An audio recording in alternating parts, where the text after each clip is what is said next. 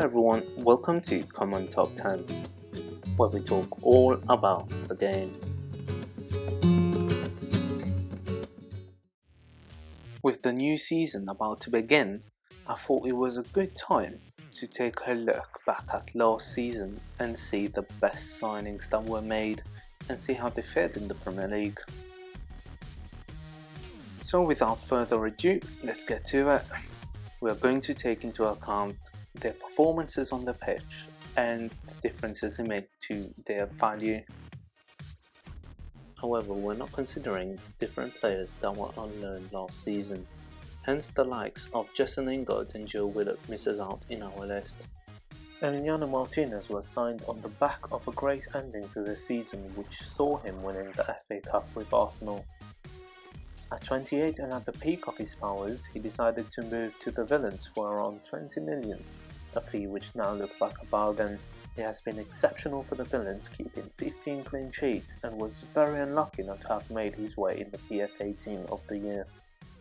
He ranks third in the Premier League for shots saved with 15 and second for prevented goals with 9.71.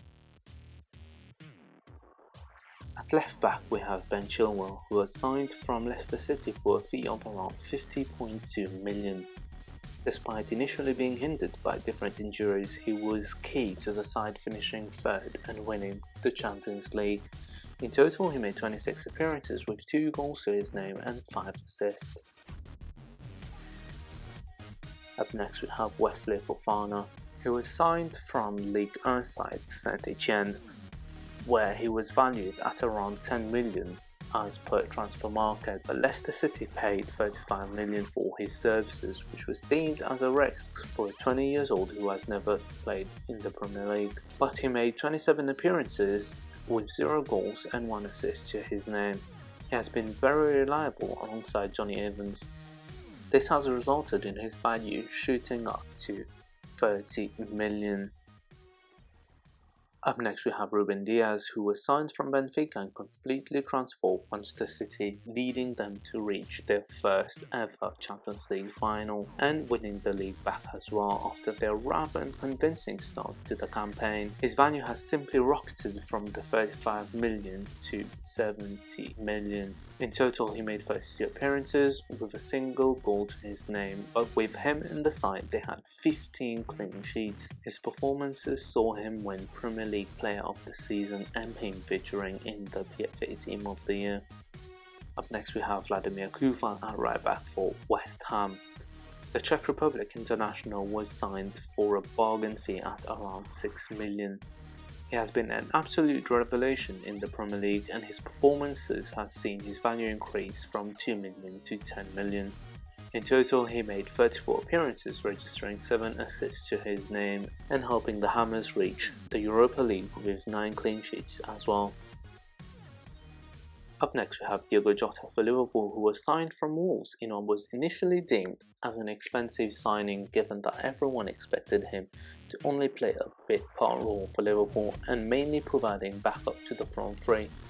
But he proved to be a very shrewd signing, with his value rocketing up from 28 million to 40 million. In total he scored 9 goals in 19 matches, which included 7 appearances as substitute. Up next in centre midfield we had Tottenham's Pierre-Emile Højbjerg, who was deemed as a typical Jose Mourinho signing, and so he proved to be playing the perfect number 6 role for Spurs. With only a year left in his contract, he was signed at a bargain fee of 16.6 million from the Saints. He went on to make 38 appearances for Spurs, for even registering 2 goals and 4 assists. Partnering him in midfield we have Tomáš Souček for West Ham. Perhaps we're cheating a little bit here, but he deserves to be on this list given his performances for the club. He has been pretty much what Marouane Fellaini used to be for David Moyes at Everton, but he's doing that now for the Hammers. Everyone at West Ham probably knew what to expect from him given that he was there for the second part of last season, but they perhaps weren't expecting this sort of output that he had this campaign. Having signed him for 16.2 million, his value has rocketed from 12 million to 40 million. For our last slot in the midfield we've gone with Rafinha from Leeds United. The Brazilian was signed from Liga side Rennes for a fee of around 19 million. He has been excellent for Leeds United in their first campaign in the Premier League back from Championship, which saw them comfortably finish in the top 10 under the leadership of Marcelo Bielsa. He scored 6 goals and provided 9 assists in 30 appearances. Up next we have England international Ollie Watkins. Perhaps unfortunate not to head to the Euros, but he has certainly exceeded expectations, which led to him being selected for England in the first place and scoring on his debut. He successfully made the jump from the Championship, and his work rate is among one of the best in the Premier League, constantly pressing the opposition defence. Several eyebrows were raised at his 34 million fee, given that his value was only 12 million, but he's quietened his doubters with 14 goals and 5 assists in his maiden campaign for the Villains.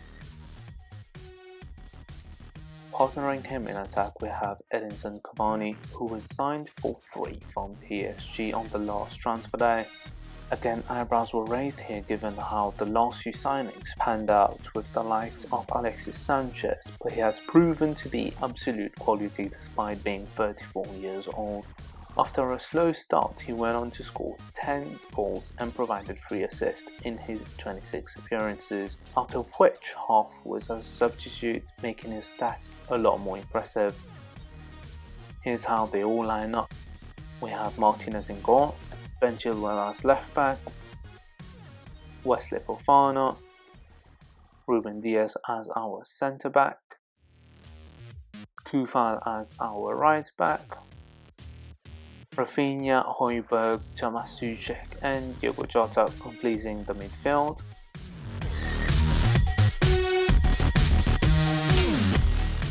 Up front we have Edinson Cavani and Ollie Watkins. Special mention goes to Timothy Castagne, who was signed from Atalanta, Edouard Mendy, who won the Champions League with Chelsea and was signed from Rennes along with his captain at Chelsea, Thiago Silva, who was signed from PSG on a free. Thiago has marshalled the defence for Chelsea and provided experience to a relatively inexperienced backline. Signing of the season for me goes to Ruben Dias. It is not often a defender wins the Football Writers Association's Footballer of the Year award, and in his first season as well. But the centre-back helped transform the fortunes of Manchester City after a stuttering opening month. You can definitely say Ruben Dias is truly the heir to Vincent Kompany. If you enjoyed the video, please like and share. And if you would like to see similar content, please consider subscribing on the link below.